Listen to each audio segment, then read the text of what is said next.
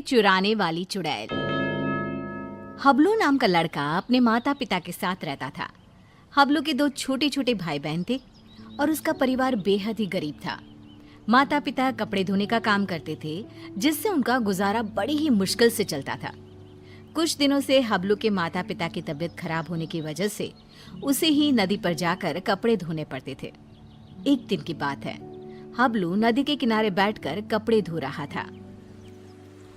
ये जिंदगी भी कोई जिंदगी है, लोगों के कपड़े धोना। अगर कपड़े अच्छे से ना धुले तो लोग कितना सुनाते हैं और ऊपर से उल्टा पैसे भी नहीं देते। कपड़े धोने की वजह से नदी का पानी गंदा हो जाता है। उसी नदी में एक चुड़ैल रह रही होती है। जब वो नदी का पानी गंदा देखती है तो गुस्से से पागल हो जाती है। कौन है जो मेरे रहने की जगह को गंदा कर रहा है?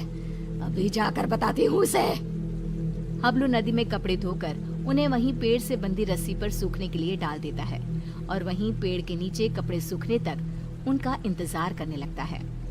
हबलू को पता ही नहीं चलता कि बैठे बैठे कब उसकी आंख लग गई और कुछ ही देर में चुड़ैल भी नदी से निकलकर आ जाती है। कौन है जिसने मेरे रहने की जगह को गंदा किया है? तभी चुड़ैल की नजर रस्सी पर सूख रहे कपड़ों पर पड़ती है। अरे वाह, ये कपड़े तो बड़े ही सुंदर सुंदर है और ये साड़ी कितनी खूबसूरत लग रही है। तभी चुड़ैल अपने पहने हुए कपड़े देखती है। मेरे कपड़े कितने गंदे हैं, हम लोगों को तो अच्छे कपड़े पहनना नसीब में ही नहीं होता। तभी चुड़ैल कपड़े देखकर सोचने लगती है, क्यों ना इनमें से एक कपड़ा चुरा कर मैं पहन लूं, कौन सा इस लड़के को पता चलेगा। चुड़ैल जल्दी से रस्सी से एक साड़ी उतारती है और नदी में ले जाकर पहन कर देखती है। ये साड़ी मुझ पर कितनी खूबसूरत लग रही है, इसमें तो मैं एकदम हूर की परी लग रही हूँ। फिर कुछ देर बाद हबलू की आंख खुलती है। उसे पता नहीं चलता कि कब शाम हो गई।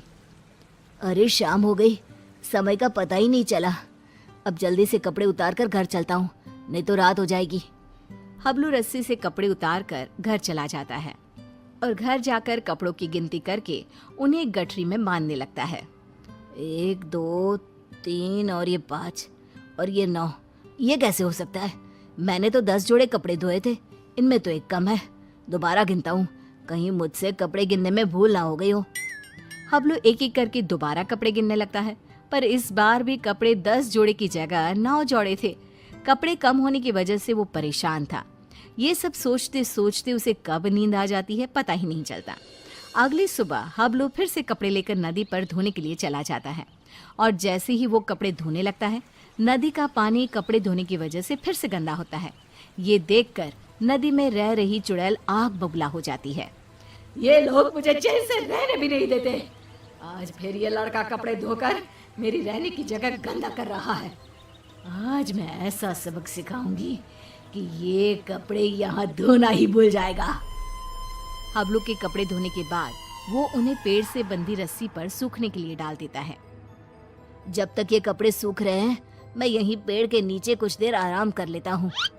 हबलू वहीं पेड़ के नीचे एक कपड़ा बिछाकर लेट जाता है।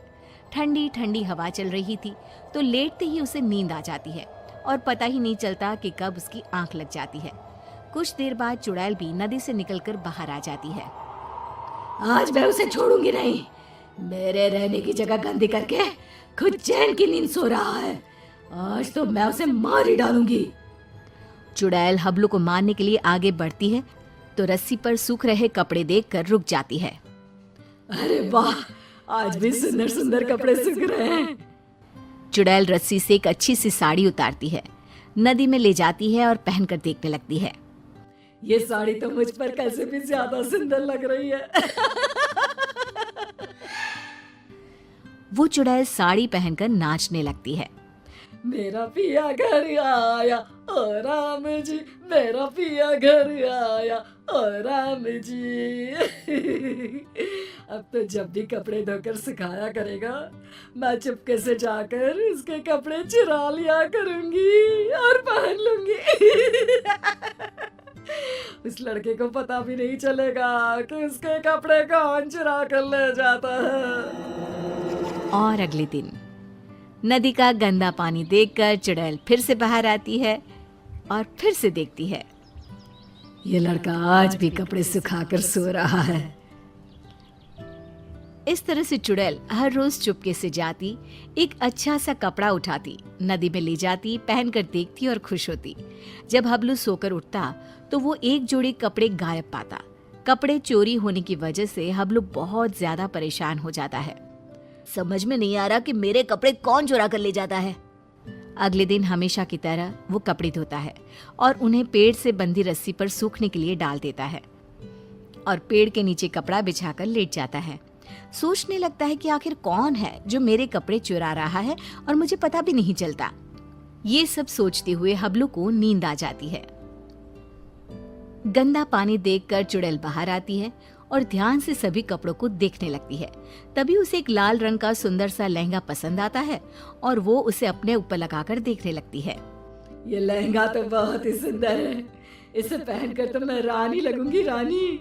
इस लहंगे को पहनकर अपनी चुड़ैल सहेलियों को जाकर दिखाऊंगी। जब वो मुझे इस लाल लहंगे में देखेंगी तो मुझसे जल बुझ जाएंगी। इससे पहले कि ये लड़का सोकर उठे, मुझे ये लहंगा चुराकर नदी में ले जाना चाहिए। फिर वो चुड़ैल वो लाल लहंगा उतारती है और तभी हबलू की आंख खुल जाती है। वो चुड़ैल को देखकर डर जाता है और फिर से वापस अपनी आंखें बंद कर लेता है। बाप रे, ये तो चुड़ैल है। अच्छा, तो यही हर रोज मेरे कपड़े चुरा कर ले जाती है और मुझे पता भी नहीं चलता। फिर वो जैसे ही लहंगा नदी में ले जाने लगती है। अरे, ये लहंगा लेकर कहाँ जा रही है? ये लहंगा तो जमींदार की पत्नी का है। अगर मैंने उसे लहंगा नहीं लौटाया तो वो मुझे जमीन में जिंदा ही गड़वा देगा। नहीं, वो लहंगा मुझे चुड़ैल से वापस लेना ही होगा। पर कैसे, समझ में नहीं आ रहा। वो लहंगा मैं चुड़ैल से लूं तो कैसे लूं? हबलू बाकी के कपड़े उठाकर घर ले जाता है और रात को लेटा हुआ चुड़ैल से पीछा छुड़ाने की सोचता रहता है। तभी उसके दिमाग में एक तरकीब आती है। हाँ, ये ठीक रहेगा। इससे चुड़ैल कपड़े भी नहीं चुराएगी और हमेशा के लिए वहां से चली भी जाएगी। फिर जैसे ही सुबह होती है, हबलू हमेशा की तरह कपड़े धोकर रस्सी पर सूखने के लिए डाल देता है और पेड़ के नीचे जाकर सोने का नाटक करने लगता है। लगता है आज फिर इस लड़के ने कपड़े धोए हैं। चुड़ैल नदी से निकलकर बाहर आती है तो देखती है कि रस्सी पर केवल आज दुपट्टे ही दुपट्टे सूख रहे हैं। ये क्या, आज सिर्फ दुपट्टा? कोई बात नहीं, आज मैं इसे ही ओढ़ लेती हूँ। जैसे ही चुड़ैल रस्सी से दुपट्टा उतार कर उड़ती है, उसके पूरे शरीर पर खुजली होने लगती है। मर गई रे, ये मुझे खुजली क्यों हो रही है? अरे कोई तो कुछ तो करो। हबलू आंखें बंद करके सब कुछ देख रहा होता है। अब आएगा मजा।